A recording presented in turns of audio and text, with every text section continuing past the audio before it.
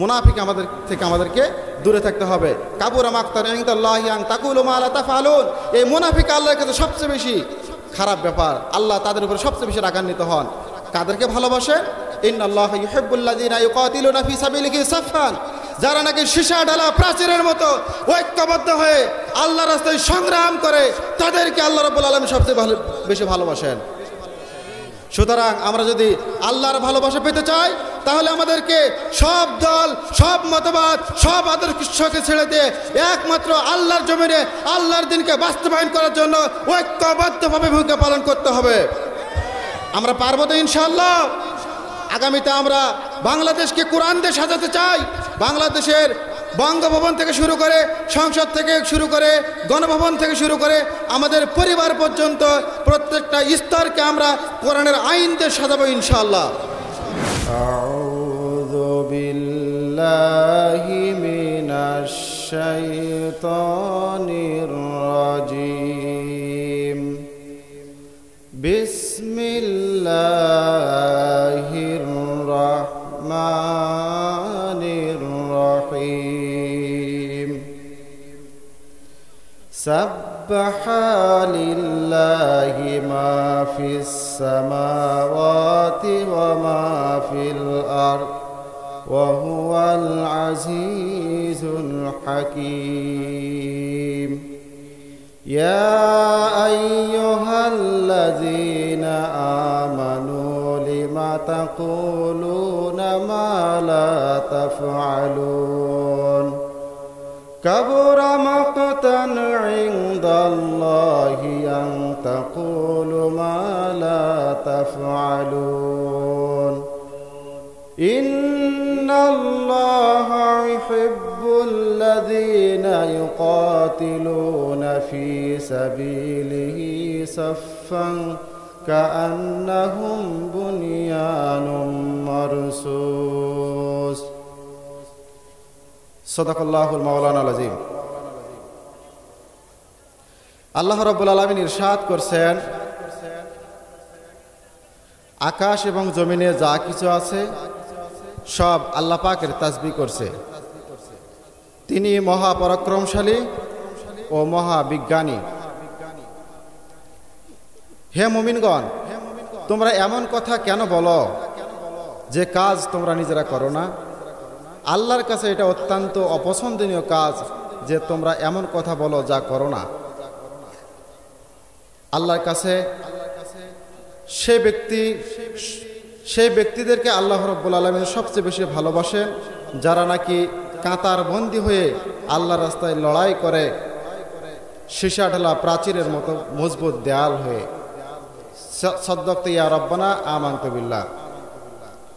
শুকরিয়া আদায় করছি মহান রব্বুল আলামিনের, যার অপার অনুগ্রহে তাফসিরুল কোরআন মাহফিলে আমরা অংশগ্রহণ করার জন্য সুযোগ লাভ করেছি। এই জন্য মহান মাবুদের দরবারে শুকরিয়া আদায় করে আমরা সকলে বলছি আলহামদুলিল্লাহ।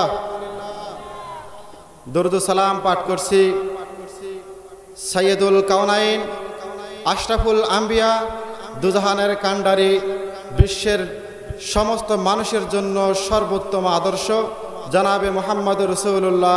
আমরা সকলে বলছি সাল্লাল্লাহু আলাইহি ওয়াসাল্লাম। আমাদের ওই সমস্ত দিনদার ইমানদার ভাই এবং বোনদের জন্য, তাদের মাগফিরাতের জন্য দোয়া করি, যারা ইসলামের আবির্ভাবের পর থেকে শুরু করে আজ পর্যন্ত আল্লাহ রাব্বুল আলামিনকে ভালোবেসে তার দ্বীনের জন্য নিজের জীবনকে কোরবান করে দিয়েছেন।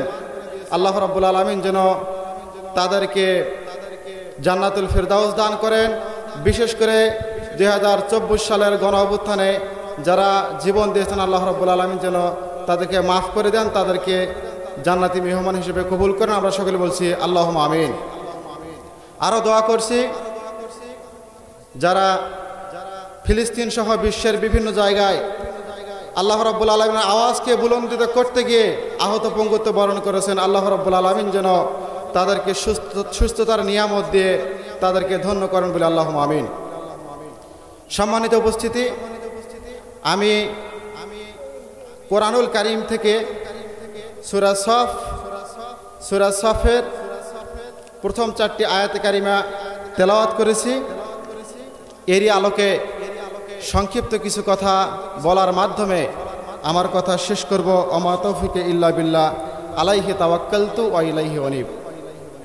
সম্মানিত উপস্থিতি, বর্তমান সময়ে আমরা সবচেয়ে বেশি মানুষের মধ্যে যে চরিত্র লক্ষ্য করছি, কেন জানি মনে হয় মানুষ বিভিন্ন জায়গায় বিভিন্নভাবে স্বার্থের জন্য অগ্রসর হচ্ছে। সেই স্বার্থকে পরিত্যাগ করে আমাদের কি করা উচিত সে ধরনের কথাগুলো বলার জন্য চেষ্টা করব ইনশাআল্লাহ। সুবহানাকা লা ইলমা লানা ইল্লা মা আল্লামতানা। সম্মানিত উপস্থিতি, আল্লাহ রাব্বুল আলামিন কথাটা শুরুই করছেন এভাবে, সাব্বাহা লিল্লাহি মা ফিস সামাওয়াতি ওয়া মা ফিল আরদ। আকাশে এবং জমিনে যা কিছু আছে সব কিছু তাসবিহ পাঠ করছে, গুণকীর্তন করছে, প্রশংসা করছে একমাত্র কার? আল্লাহর। সাব্বাহা ইউসাব্বিহু তাসবিহান। আল্লাহ রাব্বুল আলামিন বলেছেন, কোরআনের বিভিন্ন জায়গায় বলেছেন, কোথাও বলেছেন সাব্বাহা, আকাশ এবং জমিনে যা কিছু আছে সব তাসবিহ পাঠ করেছে। কোথাও বলেছেন ইউসাব্বিহু, অর্থাৎ তাসবিহ পাঠ করতেছে, ভবিষ্যতেও করবে। আল্লাহ রাব্বুল আলামিন এই কথার দ্বারা কি বোঝাতে চান? আল্লাহ রাব্বুল আলামিন সাব্বাহা বলে এখানে যা বোঝাতে চেয়েছেন, দুনিয়ার আকাশ এবং জমিনে যা কিছু রয়েছে সমস্ত কিছু আল্লাহ রাব্বুল আলামিনের তাসবিহ পাঠ করে। আল্লাহ রাব্বুল আলামিন সাব্বাহা বলে এখানে বোঝাতে চেয়েছেন, ও দুনিয়ার মানুষেরা, হে দুনিয়ার মানুষেরা, আকাশ এবং জমিনে যা কিছু আছে সব কিছু যেভাবে আল্লাহর গুণকীর্তন করে, আকাশ এবং জমিনে অন্তরিক্ষে যা কিছু আছে সব আল্লাহর যেভাবে তাসবিহ পাঠ করে, ওইভাবে শুধুমাত্র তাসবিহ পাঠ করার জন্য তোমাদেরকে দুনিয়াতে প্রেরণ করা হয় নাই। সব কিছু যেভাবে তাসবিহ পাঠ করে ওইভাবে তাসবিহ করার জন্য, জিকির আজকার করার জন্য তোমাদেরকে দুনিয়াতে প্রেরণ করা হয় নাই। দুনিয়াতে তোমাদেরকে বড় একটা উদ্দেশ্যে প্রেরণ করা হয়েছে, আল্লাহ পাকের তাসবিহ পাঠ করার জন্য। আকাশে অনেক কিছু আছে, আকাশে অনেক মাখলুক আছে, পৃথিবীতে অনেক মাখলুক আছে, অন্তরিক্ষের মধ্যে, সমুদ্রের মধ্যে, বিভিন্ন জায়গায় আল্লাহ রাব্বুল আলামিন অনেক তার তাসবিহ করার জন্য অনেক সৃষ্টি তিনি তৈরি করেছেন। অনেক ফেরেশতা আছে, অনেক প্রাণী আছে, অনেক উদ্ভিদ আছে, যা কিছু আছে সব আল্লাহ পাকের তাসবিহ পাঠ করে। আল্লাহ রাব্বুল আলামিন কোরআনুল কারীমের মধ্যে বলেছেন, ওয়ালাহু মা ফিস সামাওয়াতি ওয়াল আরদি ওয়া মা ইনদাহু লা ইস্তাকবিরুনা আন ইবাদাতিহি ওয়া লা ইস্তাহসিরুন। আল্লাহ রাব্বুল আলামিন বলছেন, আকাশ এবং জমিনে যা কিছু আছে সব একমাত্র আল্লাহর সৃষ্টি। আর তার কাছে আকাশে যে সকল ফেরেশতা আছে সেই ফেরেশতাগুলো আল্লাহ পাকের গুণকীর্তন করছেন, তার হুকুম মেনে চলছেন, তার প্রশংসা করছেন, তার তাসবিহ পাঠ করছেন। এক্ষেত্রে তারা কখনো বিরতি দেয় না, তারা অনবরত আল্লাহ রাব্বুল আলামিনের গুণকীর্তন করছেন। ইউসাব্বিহুল লাইলা ওয়ান নাহারা লা ইয়াফকুরুন। এই ফেরেশতারা তারা দিনে এবং রাতে সব সময় আল্লাহ পাকের তাসবিহ পাঠ করছেন, আল্লাহ পাকের গুণকীর্তন করছেন। সুতরাং মানুষের প্রশংসার, মানুষের শুকরিয়া আদায়ের মুখাপেক্ষে আল্লাহ রাব্বুল আলামিন নন। আল্লাহ পাকের তাসবিহ পাঠ করার জন্য আকাশে অনেক কিছু, অনেক সৃষ্টি, অনেক ফেরেশতা আল্লাহ রাব্বুল আলামিন তৈরি করে রেখেছেন। হযরত ইউনূস আলাইহিস সালাম যখন মাছের পেটের ভিতরে ঢুকে পড়লেন, তখন তিনি চতুর্দিকে শুনতে পেলেন মাছের পেটের ভিতরে বসে হযরত ইউনূস আলাইহিস সালাম বালুকণার মধ্যে, শৈবালের মধ্যে, প্রবালের মধ্যে, সমুদ্রের গভীরে তিনি চতুর্দিক থেকে শুনতে পেলেন সমস্ত সৃষ্টি একমাত্র আল্লাহ রাব্বুল আলামিনের প্রশংসা করছে, আল্লাহ রাব্বুল আলামিনের তাসবিহ পাঠ করছে, আল্লাহর গুণকীর্তন করছে। হযরত ইউনূস আলাইহিস সালাম তখন কি বললেন? ওয়াযান্নুন ইয যাহাবাল মুগাযিবান ফাযান্না আন লান নাকদিরা আলাইহি ফানাদা ফিল যুলুমাতি আল্লা ইলাহা ইল্লা আনতা সুবহানাকা ইন্নী কুনতু মিনাজ জালিমিন। হযরত ইউনূস আলাইহিস সালাম সমস্ত প্রাণীর প্রশংসা করা দেখে তিনি হতাশ না হয়ে আল্লাহ রাব্বুল আলামিনের প্রশংসা করতে লাগলেন। আল্লাহ পাকের তিনি তাসবিহ পাঠ করতে লাগলেন। তিনি বললেন, লা ইলাহা ইল্লা আনতা, হে আল্লাহ তুমি ছাড়া কোনো ইলাহ নাই, কোনো রব নাই। আমি তোমার পবিত্রতা ঘোষণা করছি, আমি নিজের উপরে জুলম করেছি। এভাবে হযরত ইউনূস আলাইহিস সালাম আল্লাহ পাকের তাসবিহ পাঠ করতে লাগলেন।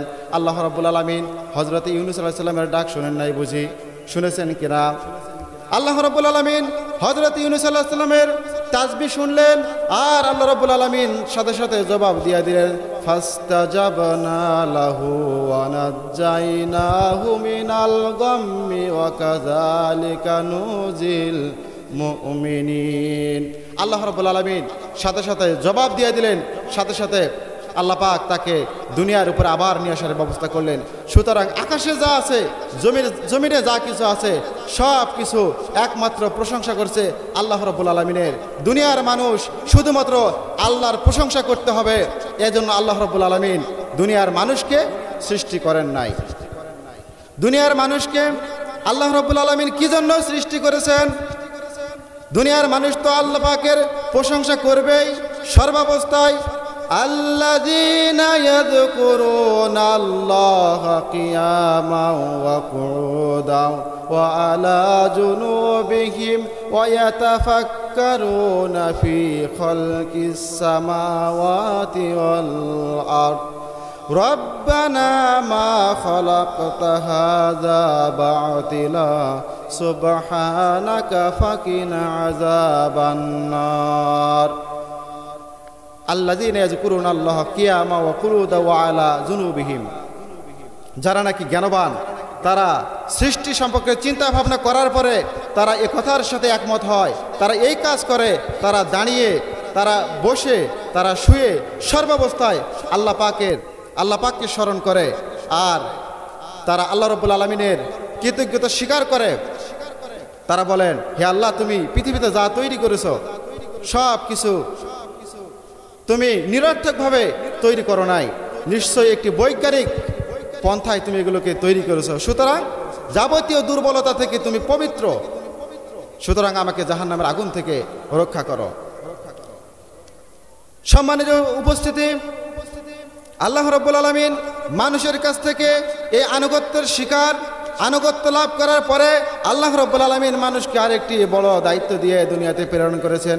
সেই দায়িত্ব হচ্ছে আন আকিমুদ্দিন ওয়ালা তাতাফাররাকু ফি, দিনকে প্রতিষ্ঠা করো, আর এ ব্যাপারে তাফরিকা সৃষ্টি করো না, তোমরা মতপার্থক্য করো না, কেউ দ্বিমত পোষণ করতে পারবে না। সুতরাং দুনিয়াতে শুধু তাসবিহ পাঠ করতে হবে, দুনিয়াতে জিকির আজকার করতে হবে, আল্লাহু আল্লাহু জিকির করতে হবে, ইত্যাদি করতে হবে। এগুলোর মধ্যে সীমাবদ্ধ থাকলে হবে না। আল্লাহ রাব্বুল আলামিন প্রতিনিধি করে, খলিফা করেই আমাদেরকে দুনিয়াতে প্রেরণ করেছেন। আন আকিমুদ্দিন, দিনকে প্রতিষ্ঠা করো, ওয়ালা তাতাফাররাকু, এ ব্যাপারে কেউ দ্বিমত পোষণ করতে পারবে না। আল্লাহ রাব্বুল আলামিন স্পষ্টভাবে দায়িত্ব দিয়েছেন, ওয়াতাসিমু বিহাবলিল্লাহি জামিআ ওয়ালা তাফাররাকু, তোমরা সকলে ঐক্যবদ্ধভাবে আল্লাহ রাব্বুল আলামিনের দিনকে বাস্তবায়ন করার জন্য দিনকে তোমরা সকলে ঐক্যবদ্ধভাবে এক প্ল্যাটফর্ম থেকে আঁকড়ে ধরো, পরস্পর বিচ্ছিন্ন হয়ে যেও না। বড় একটা দায়িত্ব আল্লাহ রাব্বুল আলামিন দিয়েছেন। আল্লাহ রাব্বুল আলামিন শেষে বললেন, ওহুয়াল আজিজুল হাকিম, আল্লাহ রাব্বুল আলামিন বললেন তিনি হচ্ছেন মহাপরাক্রমশালী, তিনি সবচেয়ে বেশি ক্ষমতার অধিকারী। এরপরে বললেন তিনি মহাজ্ঞানী, মহাবিজ্ঞানী। আল্লাহ রাব্বুল আলামিন এ ধরনের কোনো অবকাশ দেন নাই, এ ধরনের কোনো ফাঁক দেন নাই, কোনো গ্যাপ মাঝখানে রাখেন নাই। আল্লাহ রাব্বুল আলামিন মহাপরাক্রমশালী এই বলে তিনি বুঝে মানুষের উপরে জুলুম করবেন, তার বান্দার উপরে জুলুম করবেন, এই সুযোগ আল্লাহ রাব্বুল আলামিন দেন নাই। আল্লাহ পাক এই জন্য বলেছেন, আল্লাহু বিযাল্লামিন লিল আবিদ, আল্লাহ রাব্বুল আলামিন হচ্ছেন তার বান্দার, আল্লাহ রাব্বুল আলামিন তার বান্দার উপরে জুলুম করেন না, তিনি মহাজ্ঞানী। সম্মানিত উপস্থিতি, 2 নম্বর আয়াতে, 1 নম্বর আয়াত থেকে আমরা শিক্ষা পাইলাম যে আল্লাহ পাকের তো তাসবিহ শুকরিয়া আদায় আমরা করবই, পাশাপাশি আমাদের বড় দায়িত্ব হচ্ছে আমাদেরকে ইকামতের দিনে কাজ করতে হবে। 2 নম্বর আয়াতের মধ্যে আল্লাহ পাক বলছেন, ইয়া আইয়ুহাল্লাযীনা আমানু, হে ইমানদারগণ, তোমরা সেই কথা কেন বলো যে কথা তোমরা মুখে বাস্তবায়ন করতে পারো না, সেই কথা তোমরা কেন বলো? হযরত আব্দুল্লাহ ইবনে সালাম রাদিয়াল্লাহু তাআলা আনহু বলেন, আমরা বিশ্বনবী সাল্লাল্লাহু আলাইহি সাল্লামের কাছে কয়েকজন বসেছিলাম।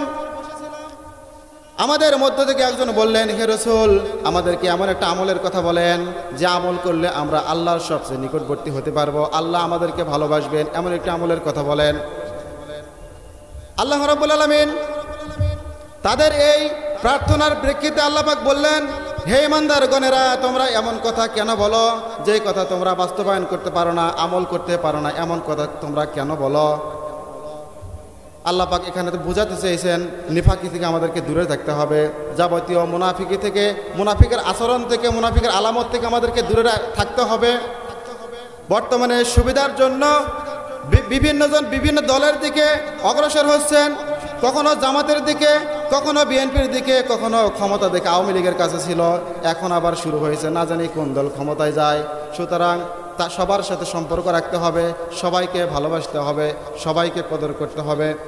এজন্য আমাদেরকে চিন্তা করতে হবে, মুনাফিক আমাদেরকে দূরে থাকতে হবে।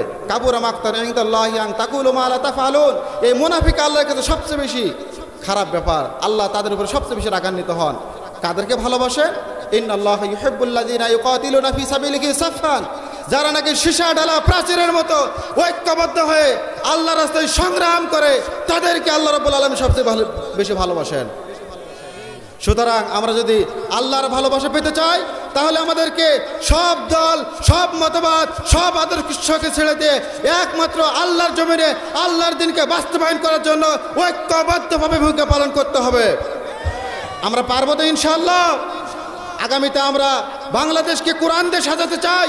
বাংলাদেশের বঙ্গভবন থেকে শুরু করে, সংসদ থেকে শুরু করে, গণভবন থেকে শুরু করে আমাদের পরিবার পর্যন্ত প্রত্যেকটা স্তরকে আমরা কোরআনের আইন দিয়ে সাজাবো ইনশাআল্লাহ। সকলকে সে ধরনের মুনাফিকি আচরণ আমাদের জীবন থেকে আমরা ঝেড়ে ফেলি। আমাদের মাঝে যদি মুনাফিকি ঢুকে থাকে, ত্যাগ করে ফেলি। আর যদি কোনো মুনাফিক আমাদের সাথে অবস্থান করে, তাকে আমাদের মাঝ থেকে দূরে দিয়ে আমরা পরিচ্ছন্ন হয়ে একটি সীসা ঢালা প্রাচীরের মতো, ঐক্যবদ্ধ দেয়ালের মতো এক কাতারে দাঁড়িয়ে আমরা সকলে ইকামতের দিনের কাজে লেগে যাবো ইনশাআল্লাহ। বলি ইনশাআল্লাহ। আল্লাহ রাব্বুল আলামিন আমাদেরকে সে তৌফিক দান করুন, আল্লাহুম্মা আমিন।